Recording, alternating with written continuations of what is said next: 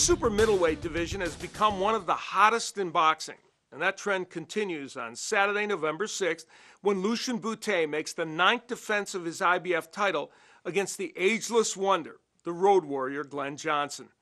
Bute had hoped to face former champ Mikkel Kessler or former middleweight king Kelly Pavlik, but Kessler decided to go for a WBO crown against Robert Stieglitz, and Pavlik decided to pass on the $1.35 million offered to him, amazingly balking at the fee.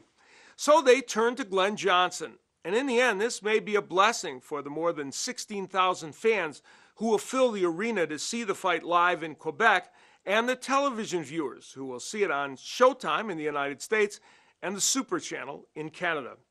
The 42-year-old Johnson, a former light heavyweight champ, is a boxing fan's best friend. He always makes great fights. Amazingly, at age 42, he has come down in weight, joining the Super 6 tournament. Now, no one goes down in weight at age 42. Johnson not only did it, but knocked out Alan Green in the tournament. And then, in his last fight, fought his heart out against Carl Froch, landing big punches and creating yet another exciting fight, even in a losing effort. And now he is on the road again to face Bute in Quebec. The 31-year-old Bute, once known as a slick boxing southpaw, is now a boxer-puncher with an emphasis on the word puncher.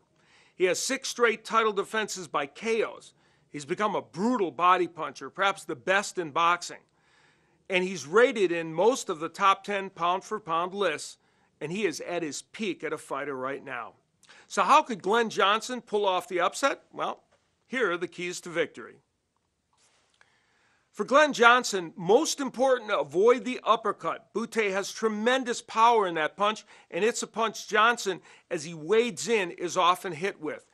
But still, he's got to avoid that punch and crowd Bute. He's got to get right up off his chest to be ripping those body shots. And then, when he has the room, Johnson has to land the big overhand right. It's a punch that hurt Carl Froch on several occasions, and it could work against the left-handed Bute.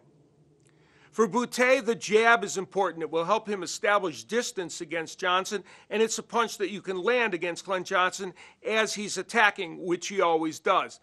He's got to go to the body. As I mentioned earlier, he is a tremendous body puncher, and if you're facing a 42-year-old fighter, even one as well-conditioned as Glen Johnson, you have to go to the body. And then that uppercut, a punch in which Bute has used along with the body shots to create a number of his knockouts, that could be a key weapon for him.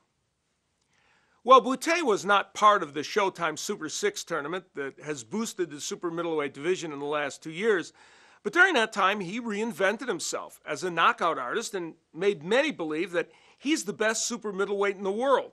Now, 2 men who would certainly argue that point are Andre Ward and Carl Froch, who will battle for the Super 6 Cup on December 17th.